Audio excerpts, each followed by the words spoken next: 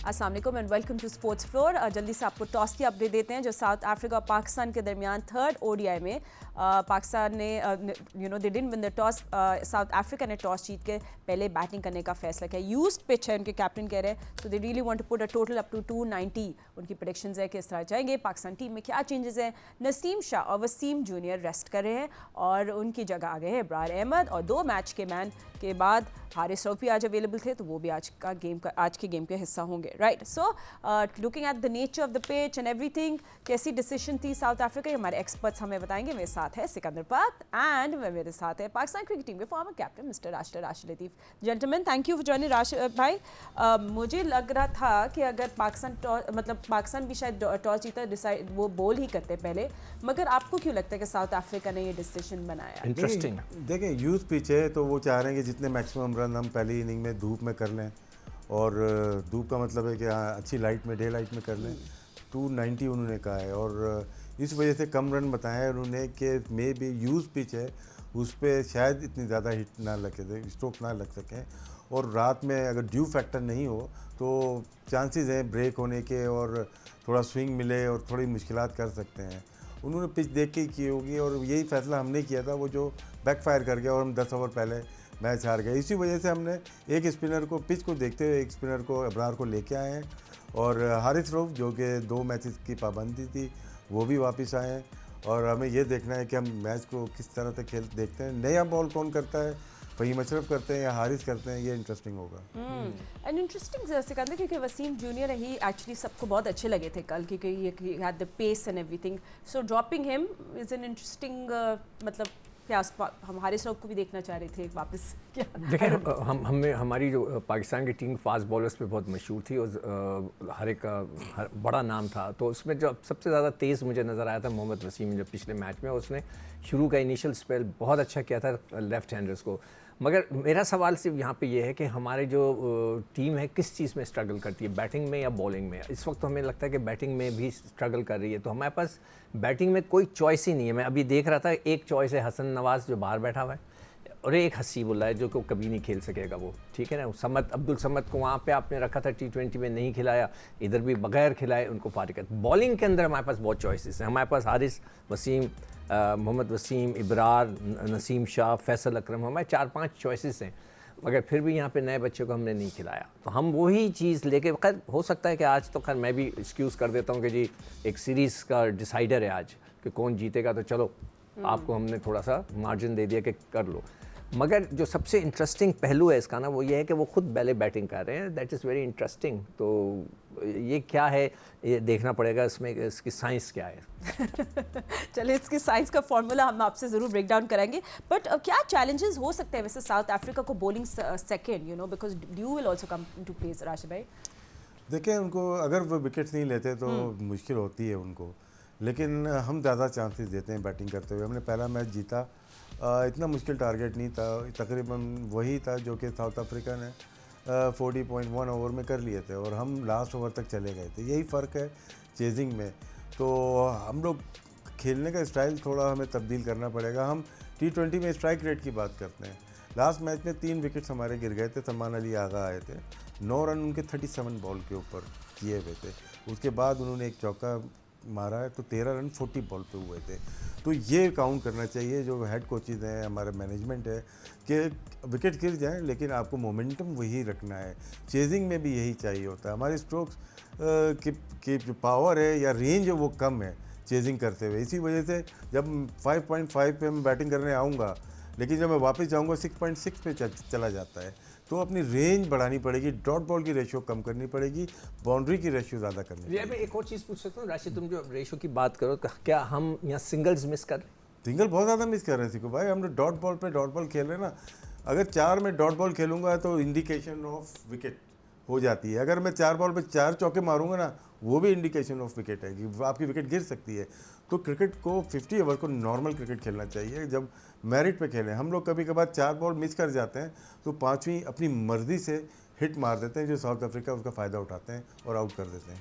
ठीक है, हम लोग यू नो ऑफ कोर्स ये भी नहीं, we should forget Quinton de Kock की वापसी। आई मीन हर कोई इसी बारे में बात करे जिन्हें साउथ अफ्रीका को वापस सीरीज में डाल दिया। बट एनीवे फैसलाबाद में 4 of the last 5 ODIs have been won by the chasing side by the way, तो नंबर्स इंपॉर्टेंट होते हैं। तो शाहीन को अपनी किस तरह अपनी बॉलिंग को फैलाएंगे, it be interesting to see that, और माई बैटर्स किस तरह परफॉर्म करेंगे वाइल्ड चेजिंग, मगर with dew factor in mind. So खैर एनीवे हम अब थोड़ा सा आपको ग्राफिक्स नंबर्स भी दिखाते हैं अबाउट आवर प्लेयर्स जिन्होंने इस दफ़ा सीरीज़ में पहले हम लोग देख लेते हैं साउथ अफ्रीका एंड पाकिस्तान जो ODI, ये पाकिस्तानी बैटर्स के हम देख लें। राशिद भाई, आई मीन मैं तो सिर्फ ये देख रही थी कि अगर आप नंबर्स को देखें, फ़खर, बाबर, रिजवान ने मिला के 122 रन बनाए across both ODIs, averaging at 20.3। So ये ज़्यादा प्रेशर ज़्यादा सलमान अली आगा पे आ रहा है। ये नंबर ऐसा है इनका ना, नंबर इस तरह का नंबर है जो कि अगर 3 विकेट गिरी थी तो मोस्टली उनको रुकना पड़ेगा। सेम आपको कॉपी नज़र आएगी मिसबा उल हक के ज़माने में, जब 3 आउट हो जाते तो ये खेलते थे और हम बोलते स्लो खेल रहे हैं, टुक टुक नाम रख दिया था हम लोगों ने। तो क्या है, वो स्लो खेलते हैं। अब ये यहाँ पे हमें गाइड करना है कि विकेट गिर भी जाएँ, जो बॉल है उसको बाउंड्री लगानी पड़ेगी, वरना आप 260 250 पे फिनिश करेंगे ना। वो पिछले मैच में अगर हम देखें, सलमान अली आगा को लेके आते हैं, फिर हम पिछले इनिंग्स में देखते हैं कि नवाज ने नीचे से आके 60 बॉल पे 60 अगर बनाए हैं तो हम 269 पे पहुँचे हैं। अगर वो भी नहीं बना पाते 240 पे हम फिनिश कर जाते।